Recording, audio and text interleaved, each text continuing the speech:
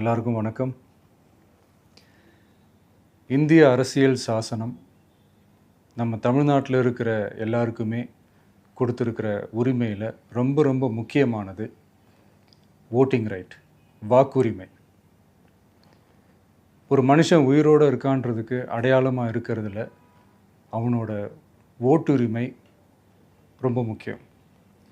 அதனால தான் voting is not only our right but also our life. ஒரு முக்கியமான விஷயத்தை பற்றி இப்போ நான் உங்ககிட்ட ஷேர் பண்ண போகிறேன். இது நான் ஃபஸ்ட்டு கேள்விப்பட்ட உடனே எனக்கே ரொம்ப ஷாக்கிங்காக தான் இருந்தது. இப்போ நான் பேசிகிட்டு இருக்கிற இந்த நேரத்தில் தமிழ்நாட்டில் இருக்கிற நம்ம யாருக்குமே ஓட்டு போடுற உரிமையே இல்லைன்னு சொன்னால் நம்புவீங்களா? நான் நீங்கள் உட்பட யாருக்குமே அது இல்லை. நான் பயமுறுத்துறேன்னு நினைக்காதீங்க, அதுதான் நிஜமும் கூட. கொஞ்சம் ஏமாந்தால் நம்மளை மாதிரியே இன்னும் லட்சக்கணக்கான பேருக்கும் இதே நிலைமை தான். ஓட்டு போடுற அந்த உரிமையே இல்லாத மாதிரி ஒரு நிலைமை வந்தாலும் வரலாம். இதுக்கு மெயின் ரீசன் அந்த எஸ்ஐஆர், ஸ்பெஷல் இன்டென்சிவ் ரிவிஷன், சிறப்பு தீவிர திருத்தம். இப்போது இந்த எஸ்ஐஆர் நம்ம தமிழ்நாட்டில் எப்படி ஒர்க் ஆக போகுது? கடந்த ஜனவரி மாதம் எடுத்த அந்த கணக்கெடுப்பில் 6,36,00,000 வாக்காளர்கள் நம்ம தமிழ்நாட்டில் இருக்கிறாங்க. ஆனால் அவங்க யாருக்குமே இந்த ஓட்டு போடுற உரிமையே இல்லை. அந்த பிஎல்ஓன்னு சொல்லுவாங்க, பூத் லெவல் ஆஃபீஸர்ஸ், வாக்குச்சாவடி நிலை அலுவலர். அவங்க தான் வீடு வீடாக போய் அந்த ஃபார்மை கொடுப்பாங்க. அதை நம்ம ஃபில்அப் பண்ணி கொடுக்கணும். அதை தேர்தல் ஆணையம் அதை எடுத்துகிட்டு போய் அதை ஸ்க்ரூட்டினைஸ் பண்ணி அது எல்லாமே கரெக்டாக இருக்கான்னு செக் பண்ணி பார்த்ததுக்கப்புறம் அந்த வாக்காளர் பட்டியலை வெளியிடுவாங்க. அந்த வாக்காளர் பட்டியலில் நம்ம பேர் இருக்கணும், அப்போ தான் நம்மளால் ஓட்டு போட முடியும். அந்த புது பட்டியல் வர்ற வரைக்கும் நம்ம வாக்காளர்களான்றது அது உறுதியே செய்ய முடியாது. இன்கேஸ் அந்த புது பட்டியலில் நம்ம பேர் இல்லைன்னா அது ஒரு தனி ப்ராசஸ், அது ஒரு தனி ஃபார்ம், அது ஒரு தனி கிளைம்ன்ற மாதிரி அது ஒரு வேறு வேலை.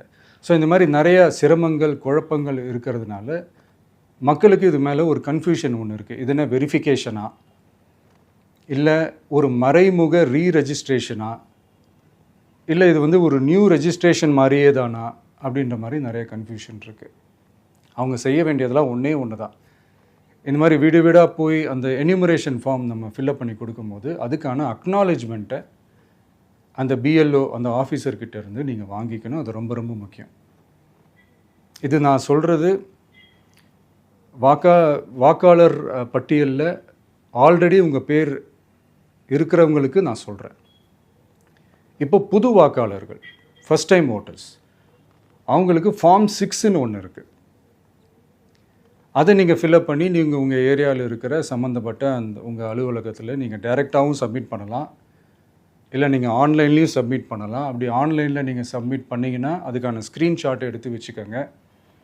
ஃபோனில் மெசேஜ் வரும், அதை சேவ் பண்ணி வச்சுக்கோங்க. அப்ராடில் இருக்கிறவங்க கூட அந்த எஸ்ஏஆர் ஃபார்மை டவுன்லோட் பண்ணி நீங்கள் அதை ஃபில்அப் பண்ணி சப்மிட் பண்ணலாம். அதுக்கான அக்னாலேஜ்மெண்ட்டை வாங்கி வச்சுக்கோங்க. ரொம்ப முக்கியமாக உங்களோட பிஎல்ஓ அந்த ஆஃபீஸர் யாருன்னு தெரிஞ்சு வச்சுக்கோங்க. இந்த தேர்தல் ஆணையம் அந்த வெப்சைட்டில் போனீங்கன்னா அந்த பர்டிகுலர் பிஎல்ஓ ஆஃபீஸரோட ஃபோன் நம்பர் கூட நீங்கள் எடுத்து வச்சுக்கலாம். இன்கேஸ் உங்களை யாரும் ரீச் பண்ணலை இல்லை உங்களுக்கு அந்த ஃபார்ம் கிடைக்கல அப்படின்னா நீங்கள் அவரை காண்டாக்ட் பண்ணி அந்த ஃபார்மை வாங்கி நீங்கள் ஃபில்அப் பண்ணி நீங்கள் சப்மிட் பண்ணலாம். ரொம்ப முக்கியமாக அதுக்கான அக்னாலேஜ்மெண்ட்டை வாங்கி வச்சுக்கோங்க. இது எல்லாமே சரியாக செஞ்சாலும் இந்த எஸ்ஐஆர் மேலே சில டவுட்ஸ் இருக்குது. அது என்னென்னா, இந்த 6,36,00,000 வாக்காளர்களுக்கு ஒருத்தர் விடாமல் இந்த ஒரே மாதத்துக்குள்ளே எப்படி எல்லாருக்குமே அந்த ஃபார்ம் போய் ரீச் ஆகும்? ஒன்று. ரெண்டாவது, நீங்கள் வரும்போது வீட்டை பூட்டிட்டு வேலைக்கு போயிட்டு என்ன பண்ணுறது? இப்போ நீங்கள் வருவீங்கன்றதுக்காக வேலையெல்லாம் விட்டுட்டு வீட்டுக்குள்ளேயே உட்காந்துட்ருக்கணுமா? ஸோ இதில் மெயினாக பாதிக்கப்பட போகிறது உழைக்கிற மக்கள், ஏழைகள், வேலைக்கு போகிற பெண்கள். இவங்களுக்கு யார் கரெக்டான அந்த பதில் சொல்ல போகிறது? ஒரு நியாயமான எஸ்ஐஆர்னால் என்ன நடக்கணும்? இப்போது இறந்து போனவங்களை மார்க் பண்ணி அதுலேருந்து டிலீட் பண்ணணும். இப்போ போலி வாக்காளர்கள் இருந்தாங்கன்னா அவங்கள மார்க் பண்ணி டிலீட் பண்ணணும். இப்போ ஆல்ரெடி ஓட்டு இருக்கிறவங்களுக்கு எதுக்கு இந்த ரெஜிஸ்ட்ரேஷன் என்ற பேரில் இவ்வளவு குழப்பங்கள் அப்படின்றது தான் எங்கள் கேள்வி. இப்போ புதுசாக வர வாக்காளர்களையோ இல்லை ஓட்டு இல்லாதவங்களையோ சேர்த்தா பத்தாதா? இப்போ ரீசெண்டாக நடந்த இப்போ எலெக்ஷன் 2021, 24 எப்படி எல்லாருமே ஓட்டு போட்டோம்? அதில் ஓட்டு போட்டவங்க கூட இப்போ புதுசாக ரெஜிஸ்டர் பண்ணணுன்னா அது ஏன் அந்த கன்ஃபியூஷன் அப்படின்றதான் நாங்கள் கேட்குறோம். அதனால தான் நாங்கள் எஸ்ஐஆரை எதிர்க்கிறோம். இப்போ புதுசாக சில கம்ப்ளைண்ட்ஸ்லாம் வர ஆரம்பிக்குது. அது என்னென்னா முக்கியமாக நம்மளுடைய டிவிகே தோழர்களுக்கு அந்த ஃபார்ம் கிடைக்க மாட்டேங்குது, கொடுக்க மாட்டேன்றாங்க அப்படின்ற சில கம்ப்ளைண்ட்ஸ். இது யார் பண்ணுறாங்க அப்படின்றது நான் தான் சொல்லி தெரிய வேணும்னு ஒன்றும் அவசியம் இல்லை உங்களுக்கு. இப்போ இருக்கிற ஆட்சியாளர்கள் அவங்களுக்கு கைப்பாவையாக இருக்கக்கூடிய சில பேர் இதை செய்ய ஸ்டார்ட் பண்ணியிருக்கிறாங்க. அதனால் மைடியர் வர்ச்சுவல் வாரியர்ஸ், இதை சாதாரணமாக எடுத்துக்காதீங்க. இது எல்லாருக்குமே அந்த ஃபார்ம் போய் ரீச் ஆகணும். இதில் ரொம்ப உறுதியாக இருங்க. அதையும் மீறி உங்களுக்கு அந்த ஃபார்ம் கிடைக்கலன்னா இருக்கவே இருக்கும் ஆன்லைன்.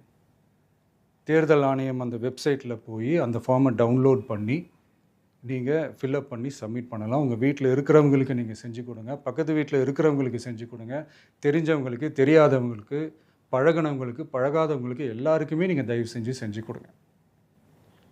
அண்ட் ரொம்ப முக்கியமாக நம்ம ஜென்சி கிட்ஸ், நம்ம ஃபஸ்ட் டைம் ஓட்டர்ஸ், நம்ம புது வாக்காளர்கள், நம்ம நண்பா நண்பிகள், அவங்க ரொம்ப கேர்ஃபுல்லாக இருக்கணும்.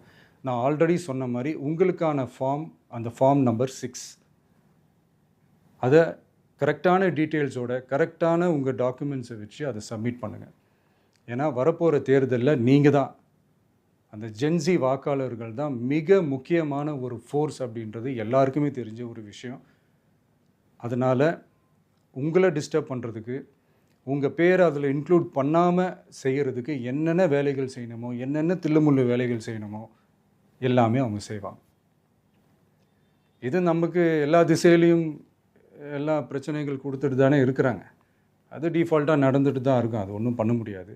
ஸோ அந்த மாதிரி ஓட்டு போடுற விஷயத்துலேயும் அவங்க என்ன உத்தரமராக மாறவா போகிறாங்க? இப்போ நான் சில மீட்டிங்ஸ்லலாம் ரிப்பீட்டடாக ஒரு விஷயம் நான் சொல்கிறேன்ல, 2 பேருக்கு நடுவில் தான் போட்டி அப்படின்ட்டு. அது மேடைக்கு மேடை அவங்க அதை ப்ரூவ் பண்ணிகிட்டு இருக்கிறாங்க. அதனால் தோழர்களே, வரப்போகிற தேர்தலில் நம்ம யாருன்னு காட்டணும், நம்ம பலம் என்னன்னு காட்டணும்.